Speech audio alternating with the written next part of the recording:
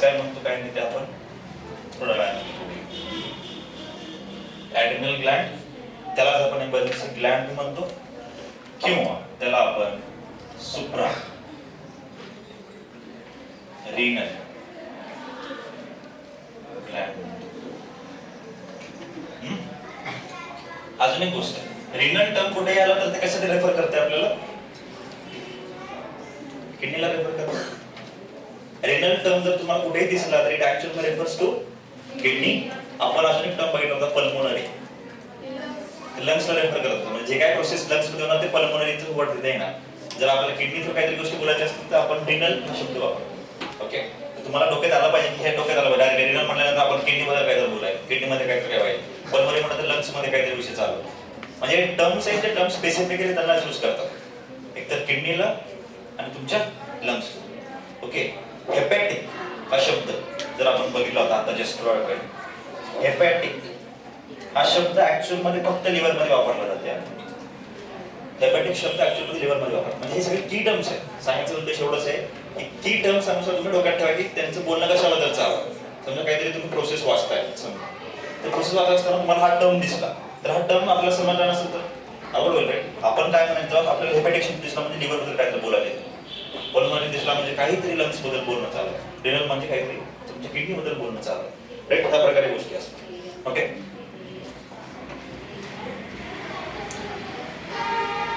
Clear clear झालं का? थोडंस आता आपण तुमच्या किडनी मध्ये झालं म्हणजे एक स्पेसिफिक किडनी मध्ये काय प्रेझेंट आहे हे बघू. ओके,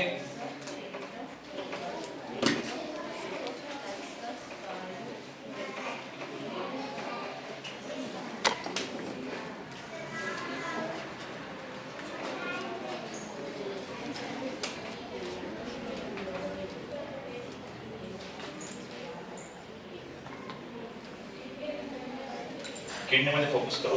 किडनीचा डायग्राम परत आपण काढण्यात येतो.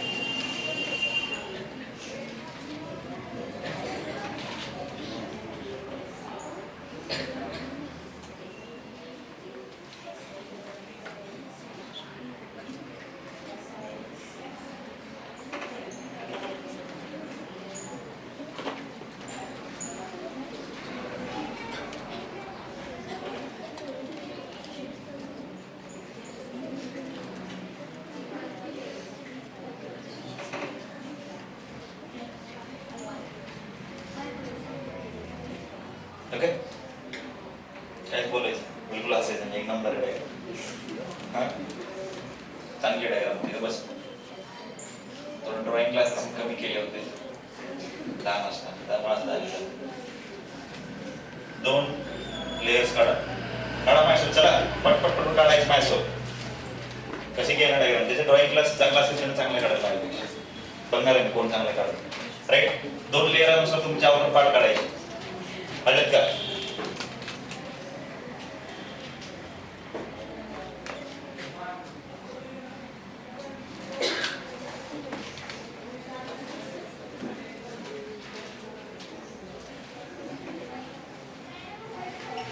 ब्लड आणणारा कुठला आर्टरी होता किडनीमध्ये? ब्लड आणणारा कुठला आर्टरी होता? म्हणजे ऑक्सिजन प्लस युरिया आणणारा कुठला आर्टरी होता? रिनल आर्टरी होता. म्हणजे हा कुठला झाला? रिनल आर्टरी झाला.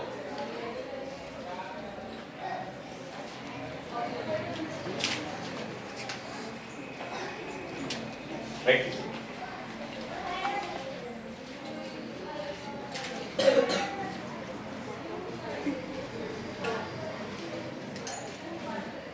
तुमचं किडनी ऍक्च्युअल मध्ये दोन सेक्शन्स मध्ये डिवाइडेड असते. हे वाला पार्ट आहे आणि हे वाला पार्ट. सो जे आउटर पार्ट आहे म्हणजे हे वाला जे पार्ट आहे त्या पार्टला आपण कॉर्टेक्स पार्ट म्हणतो. आउटर पार्ट जे त्याला आपण कॉर्टेक्स म्हणतो. हा जो मिडल वाला पार्ट आहे याला आपण मेडुला म्हणतो. तुमचं किडनी ऍक्च्युअल मध्ये दोन सेक्शन्स मध्ये डिवाइडेड आहे, एक कॉर्टेक्स पार्ट आणि एक medulla part. Cortex is a outer part. Okay, आणि मेडुला इज अ दोन पार्ट्स मध्ये तुमची किडनी हे डिवाइडेड आहे.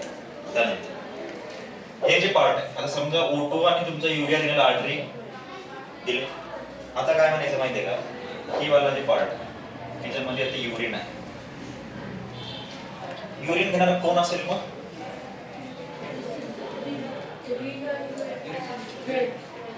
मी काय विचारलं बोला. रेनल वेन मध्ये तुमचं युरिया आहे का?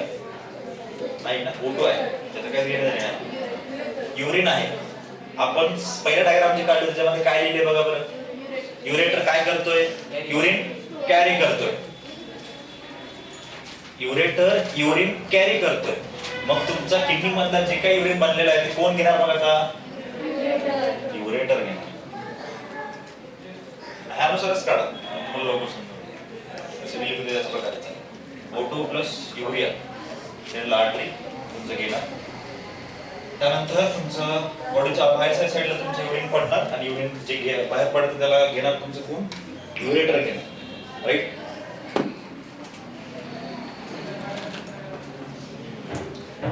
हे वाला पार्ट. हे वाला पार्ट मध्ये मी काय म्हणतो माहितीये का, CO2 बी आहे आणि युरिया बी आहे. थोडं उरतं त्याच्यामध्ये. मग काय राहिलं, काय पार्ट असेल मग? म्हणजे तुमच्या ऍक्च्युअल मध्ये रिनल वेन मध्ये पूर्णतः युरिया, म्हणजे ऍक्च्युअल मध्ये किडनी मध्ये आल्यानंतर तुमचा युरिया पूर्णपणे किडनीतून बाहेर जात नाही. थोडा वाला पार्ट काय होते माहिती का, ते थोडं रिनल वेन थ्रू पुढे जाते. त्याच्यामध्ये ऍक्च्युअल मध्ये आपण असं म्हणलं की हा पार्ट मध्ये नंतर O2 दिला, CO2 घेतला, युरियाचा ऑलमोस्ट पार्ट पूर्णपणे किडनी मध्ये गेला. थोडा पार्ट आता काहीतरी काय उरतेच, 99% घेत असते, एक पार्ट कुठे उरत आहे. तसा वाला पार्ट इथं वरून तुमचं CO2 प्लस युरिया हा बाहेर पडतो with the help of your renal vein. हे झाला तुमचा हे वाला पार्ट. ज्या पार्ट पासून हे जे लेनदेन चालू आहे सगळं बघ, हे पार्ट इथून सगळ्या गोष्टी व्हायलेत, बरोबर आहे. या पार्ट पासून जर काहीतरी लेनदेन होत असेल ना, त्यावेळेला पार्टला आपण काय म्हणतो माहितीये का? हिलियम म्हणतो. हिलियम हा पार्ट ऍक्च्युअल मध्ये हे वाला पार्ट आहे, ज्या पार्ट मधून तुमचं हे बी व्हायले, हे बी व्हायले आणि हे बी व्हायले. त्या पूर्ण पार्टला कलेक्टिव्हली आपण काय म्हणतोय? हिलियम म्हणतो. बरोबर. तुमच्या आता कॉर्टेक्स रिजन आणि मेडुलर रिजन मध्ये काय गोष्टी आहेत जे की दोन्ही सेक्शन्स मध्ये आहेत, ते काय आहेत ते बघा. अशी काही स्ट्रक्चर्स आहेत.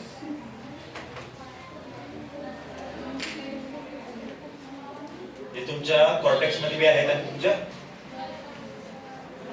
मेडुला मध्ये बी आहेत ऍक्च्युअल मध्ये.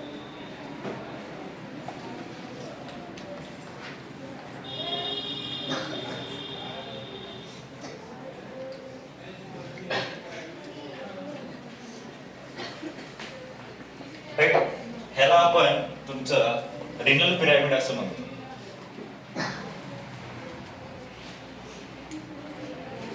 किंवा त्याला आपण अजून एक नाव देतो, that is your medullary pyramid. Pyramid like structures आहेत तुमच्या कॉर्टेक्स सेक्शन मध्ये आणि तुमच्या मेडुला सेक्शन मध्ये. काढलं सगळं काढलं, ते काढलं पिरॅमिड्स काढलं.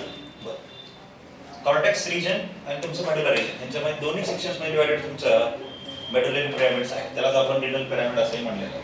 ओके.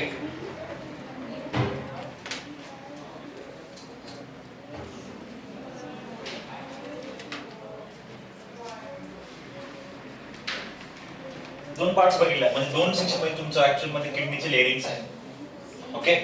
जे आउटर वाला पार्ट आहे, या आउटर वाला पार्ट ऍक्च्युअल मध्ये तुमच्या फायब्रस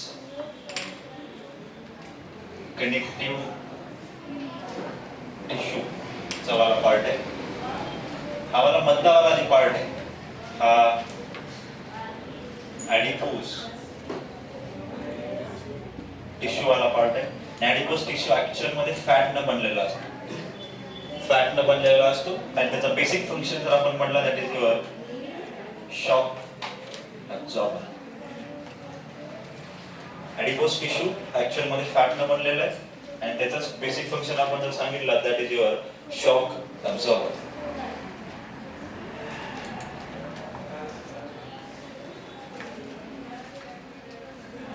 ओके.